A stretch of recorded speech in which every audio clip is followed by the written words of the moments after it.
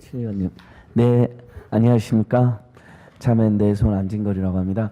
저희는 참여연대라는 우리 개별 단체에서도 오랫동안 관련 활동을 해왔지만 최근 한 5, 6년간은 이렇게 비정규직이나 청년 또 중소상공인, 중소기업 하시는 분들하고 경제민주화 실현 재벌기업을 위한 전국 네트워크라는 연대기구도 함께 활동하고 있습니다. 그래서 비교적 국민 경제 다양한 당사자들의 목소리 많이 듣고 있는 편입니다. 근데 이제 중소기업, 중견기업 하시는 분들 다를 제가 만나고 있는 건 아니고 주로 이제 기술 탈취의 피해자들이나 가불 문제 피해자, 하도급 피해자들 이제 피해자 중심으로 만나다 보니까 저희들의 주장이 아무래도 조금 뭐 과하다 뭐 이런 의견도 있을 수 있다고 생각합니다. 당사자들 입장에서는 좀 사무치는 게 많이 있다 보니까 뭐 그런 부분이 좀 있다고 생각하고요.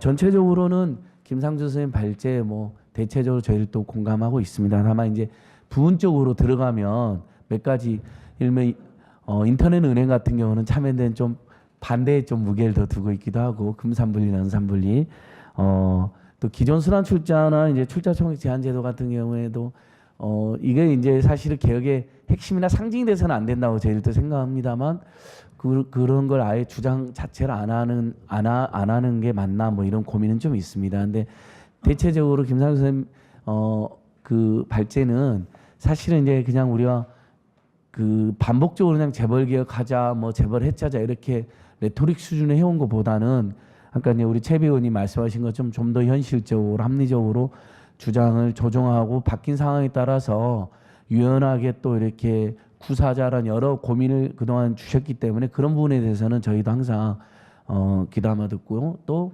저희의 내용도 분명히 일부 수정해야 된다는 생각을 가지고 있습니다. 그래서 오늘은 저는 이제 부분적인 그런 이견이나 의견보다는 전체적으로 이번 촛불 문심에서 재벌 그러니까 저희가 촛불 집회를 하고 또 박근혜 정권 퇴진 비상구는 여러 의제에 대해서 이야기를 했을 때 일단은 저도 이제 교수님의 발제처럼 이 촛불 민심을 진보의 승리로 착각하고 이참에 막 이런저런 의제를 모두 쏟아내고 한번 다 해보자 이런 마음들이 있잖아요. 광장의 특성상 그게 또 쏟아나오기도 하는데 거기에는 상당한 주의가 필요하다고 생각합니다. 실제 제가 많은 의제를 제안하고 주창하지만 국민적 공감대를 가지고 있는 분은 박근혜 최순실 게이트를 중심으로 한 민주주의와 국민주권이 훼손된 것에 대한 엄벌과 청산과 회복이 있고 그 다음에 재벌이 공범이다. 뭐 헬조선이 타파돼야 된다. 뭐 이런 것들에 대한 공감대는 높지만 그 외에 제가 많은 의제를 이렇게 제안해 보면 찬반이 있거나 또는 우려를 받는 경우도 있습니다. 그래서 저는 이번 촛불혁명에서 모든 걸 해낼 수는 없는 거기 때문에 공감대 높은 것들 중심으로 해나가야 된다고 생각하고 또 시기적으로도 어떻게 11월, 12월, 1월 딱 3달 했는데 3달 만에 어떻게 다 해내겠습니까? 새로운 곧 있으면 있을 대선이나 새로운 정부 또 달라진 국회 그리고 그 이후에도 시민사회 몫이 있다고 생각합니다. 그래서 그렇게 시기적으로 조절할 몫이 있다고 생각하고요. 그런 전제하에 재벌개혁과 경제민주화는 비교적 그 광장에서 또 우리 국민들 사이에서 공감대가 매우 높다.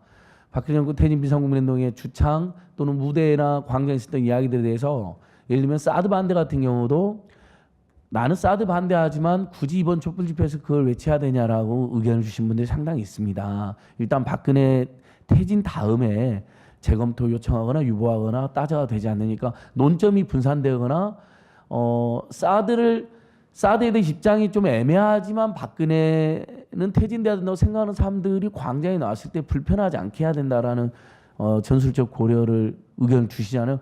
저는 상당히 그런 부분은 제가 귀담아들어야 될 부분이라고 생각하고 있거든요. 그래서 가급적이면 공감대 높은 것 중심으로 하자는 건데 근데 저희가 여러 주창을 했을 때 비교적 이견이나 의견이 크게 없는 게 바로 재벌도 공범이다 했습니다.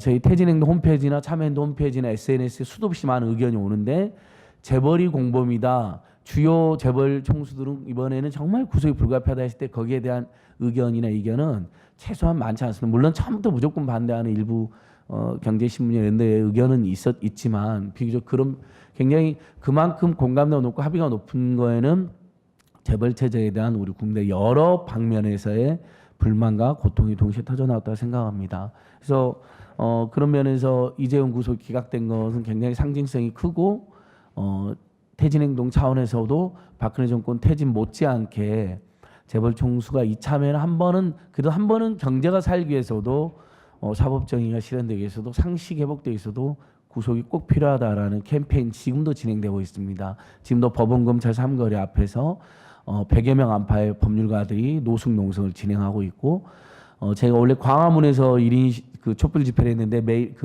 매일매일 하는 건 올 화수는 지금 법원 앞에 가서 하겠다 이렇게 돼서 오늘 저녁에도 많이들 보여주실 것 같습니다. 거기에는 다 이유가 있지 않겠냐. 그러니까 지금의 불평등 민생고 양극화 정경유착 뇌물범죄 핵심에 재벌이 있다라는 거에 대한 인식이나 분노가 그렇게까지 이어졌다고 생각합니다. 그래서 지금이야말로 경제문제와 재벌계의 혹이다라는 건 뭐 굉장히 저희들도 생각하고 있고, 근데 이제 어차피 근데 촛불 집회는 꼭 언젠가 끝날 것이고 퇴진행동은 이름이 퇴진행동이잖아요. 퇴진하면 질서 있는 해산을 해야 됩니다. 지금으로서는 토요일날 가장 막강한 영향력을 행사하는 조직이었고 뭐 탄핵이라든지 조기 탄핵을 이런 여론을 이끌어왔지만 다음에 결국은 다시 야당과 경제민주화나 재벌개혁을 염원하는 범시민사회단체들이 협력해야 될 과제가 있기 때문에 오늘 같은 토론의 과제는 계속 이어져야 되고 일부 의견 차이는 이견에도 불구하고 뭐 상법 개정이라든지 비교적 의견 차이나 의견이 적은 부분들, 심지어 아까 이제 김상수 선생님 말씀한 것처럼 박근혜 대통령마저 공약했던 부분들 같은 경우는 하나씩 우리가 합의가 될 수 있는 부분들은 빨리 나가는 사람은 우리 또 발표문에 보면 뭐 하도급 제도라든지 공정위의 전속고발제 완화 또는 폐지 뭐 이런 것들에 대해서도 비교적 약간의 강조점 다를 수 있는데 합의가 많이 되어 있다고 생각합니다. 이런 부분을 저희가 야당과 심사위원회 힘 합쳐서 바른정당 의원님들도 저희들도 설득하고 우리 의원님들도 설득하고 또 새누리당도 이번에 중소기업 중심으로 다시 정책을 짜겠다 이런 의견을 밝혔으니까 저희들도 설득하고 같이 설득하고 이렇게 갔으면 좋겠습니다. 근데 저는 오히려 오늘 이런 그 각각 의제마다의 논점보다는 한편으로 경제민주화 재벌개혁이 여전히 정서적으로도 필요하고 한국 사회 경제 체제의 불평등을 만연한 불평등이나 불공정을 개선하기 위해서 필요하다고 생각하면서도 국민들이 피부로 와닿는 과제로 쉽게 내 삶이 바로 나아지는 계기가 될 거라는 건 제가 설명이 부족했다고 생각합니다. 저희는 또 다른 측면에서요. 김상수 선생님 말씀하신 기존 순환 출자나 출자 총액 제한 제도에 대한 찬반을 넘어가지고 강조를 넘어가지고 저희는 또 다른 측면에서 처음에 경제민주화 재벌개혁 네트워크 끓일 때 이 부분을 별로 강조하지 않기로 의견을 모은 적이 있습니다. 왜냐하면 국민들 입장에서는 기존 순환 출자나 총출제라고 이제 이야기 출총제도 하더니 이 부분이 좀 어렵기도 하고 나랑 피부로 그렇게 와닿지 않는 듯한 느낌도 듭니다. 오히려 가불 문제가 해결돼야 되고 하도급 대금 후려치지 못하게 하고 중소상공인들의 생존권 못 짓밟게 하고 재벌 본사 편의점 본사, 가맹점 본사, 대리점 본사가 사실 가맹점 대리점으로 먹고 사는 분들만 지금 한 100만 명 안팎으로 추정이 되거든요.